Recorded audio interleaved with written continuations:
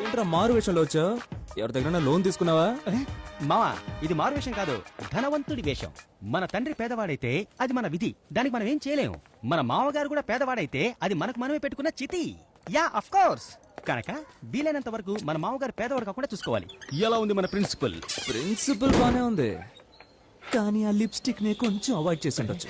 ఉండని ఉండాలి. కన్నె పిల్లల్ని అట్రాక్ట్ చేయాలంటే ఆ మాత్రం గ్లామర్ ఉండాలి. యునో ఐటీలో వర్క్ చేసే అమ్మాయి కూడా నైటీలో అస్సలు బాగోదు, కానీ పెళ్లికి మాత్రం పట్టు చీర కట్టుకుని సినిమా హీరోయిన్ లా వస్తారు. ఆళ్లలో ఒక డబ్బున్న అమ్మాయిని చూసి పడేయాలని డిసైడ్ అయిపోయాను.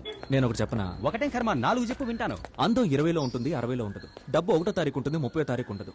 మంచి గుణం మాత్రమే శాశ్వతం. కనుక అలాంటి అమ్మాయిని చూస్ చేసుకో, జీవితంలో సుఖపడతావు. ఈ రోజుల్లో అటువంటి అమ్మాయిలు ఉంటారా? ఉంటారు, కానీ నీలాంటి వాళ్ళ కళ్ళకి వాళ్ళు కనపడరు. నీకంటే కనపడతారు. ఎలా? ఎన్ని వేల మంది మధ్యలో ఉన్నా కూడా తను విడిగా కనపడుతుంది. తను విడిగా వెళ్ళి నుంచొని ఉంటుంది. వెళ్దాం మావా. హాయ్ బడి, సెల్ఫీ కావాలా? బోండం కావాలా? వద్దు.